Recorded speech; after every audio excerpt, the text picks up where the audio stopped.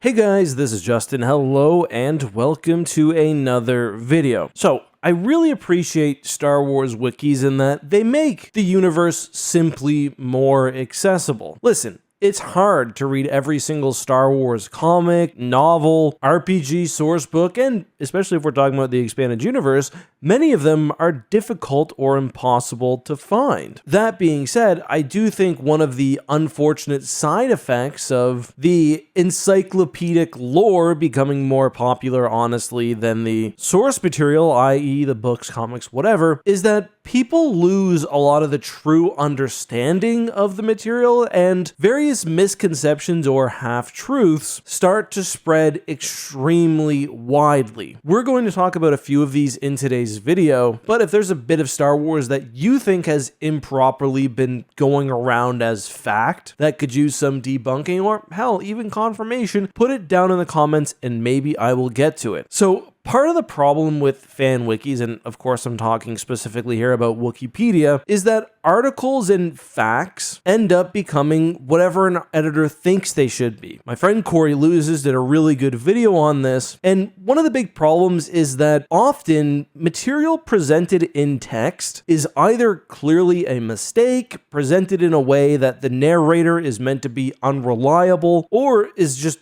a joke, and sometimes that's not picked up by, again, whichever editor is running the show. So here's a personal example that I was involved in. I tried to sort out. Basically, at the end of the courtship of Princess Leia, the good guys fight Warlord Zinj, and in the textual version, he has a superstar destroyer known as the Iron Fist. For some reason, the truncated audiobook renamed the ship the Sovereign, a mistake which I think was also carried over into the Star Wars encyclopedia, leading people to say that Zinj had control of one of Palpatine's top secret prototype Sovereign class dreadnoughts. Now, this is clearly not true, it's an error, but it's sort of the impact of taking a textual mistake without context, because we know from the Dark Empire sourcebook, for example, that no ships of the Sovereign class were actually finished. That's a simple one. You've probably never heard of it, but regarding ships, we see similar issues regarding the size of Yuuzhan Vong vessels, people taking the Anaxis War College system to literally and more. However, a far more commonly parroted bit of lore held up as fact, which deserves more nuance, is the Sith Lord Darth Vectivus and his supposedly peaceful lifestyle. The story goes that Darth Vectivus was a practicing Sith, though he never actually did anything evil. And if you read the Wikipedia page for Darth Vectivus, it says he lived in his mind and maintained a plentiful existence in the company of friends and loved ones alike. And wow, that's really crazy information, which seems to go against the general principle that simply being involved with the dark side corrupts one's soul. Well, where do we learn about Darth Vectivus? From a character known as Lumaya. Lumaya is actually a really interesting character. She first appeared way back in the original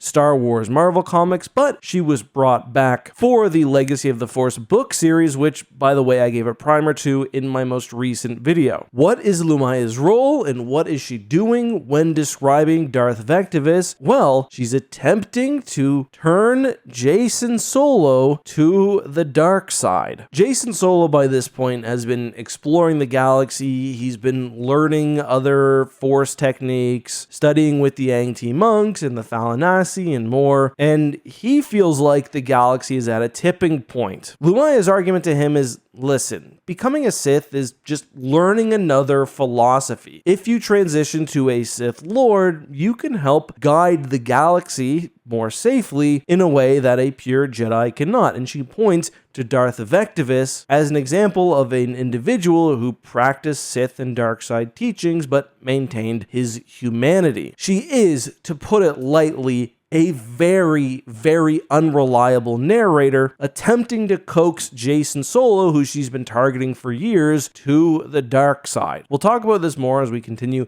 our discussion of Legacy of the Force, but spoiler alert, Jacen Solo studies under Lumaya, he becomes a Sith Lord, and he turns on everyone he's ever loved. He burns Kashyyyk to the ground. He tries to kill his family. He comes at things with the best intentions, having been manipulated by Lumaya. So no, we can't trust what she's saying about Vectivus. We know from the Plagueis novel that at the very least, Vectivus furthered the Sith ideal, and really, from the New Jedi Order through the Dark Nest Crisis, Legacy of the Force, and Fate of the Jedi, there's this question of what it means to be evil. Are there powers which are evil? Can you use the dark side and maintain your goodness if you're doing so for a good purpose? And Legacy of the Force gives us an answer to that as we see Jacen Solo fully aware of what happened to his grandfather Anakin, coming at things with generally good intentions, and as a good person, all of that goes to waste. So yes, I think the bit about Darth Vectivus was clearly a lie. You can't be a good Sith. It's just not how it works. You can't. A Sith can be redeemed, a Sith can even sometimes do good things, but you're never going to be a neutral character. It's kind of the point. And I also wanted to bring up another really common misconception, and that is regarding Palpatine and the Yuuzhan Vong. Now, I've talked about this multiple times. The argument and the quote-unquote fan theory is that Palpatine created the Empire, created all the Empire's super weapons to prepare for the Yuuzhan Vong. That's simply not the case. Palpatine was aware of the Vong. We know that from Outbound Flight. He wasn't worried about them. Everything he did was to personally secure power throughout the galaxy, and he would have seen the Yuuzhan Vong, if anything, as a further excuse to militarize. There's no evidence, and in fact, there's evidence of the contrary. Palpatine was looking for individual power above everything else. The best weapon against the Vong ended up being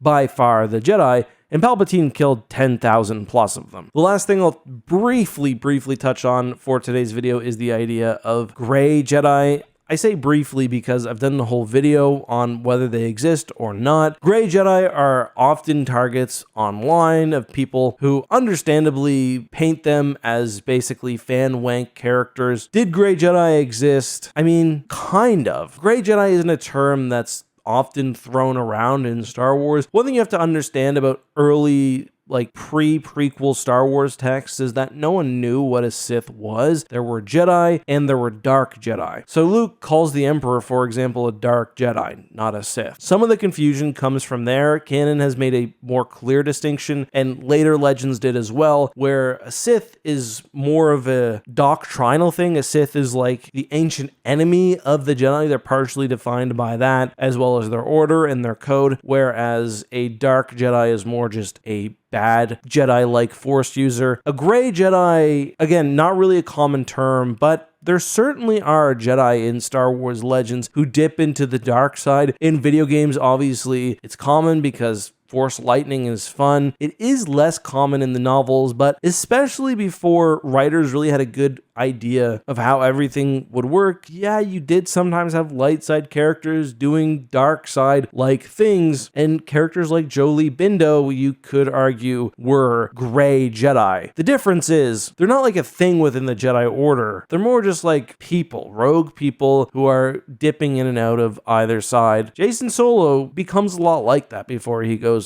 fully evil. Anyway, those are a few of the misconceptions that I wanted to clear up, largely caused by people not fully understanding or not having a good picture of the lore. I think the Darth Vectivus example is by far the best. It's one I hear quite frequently, but I'd also briefly mention Skippy the Jedi droid, never canon.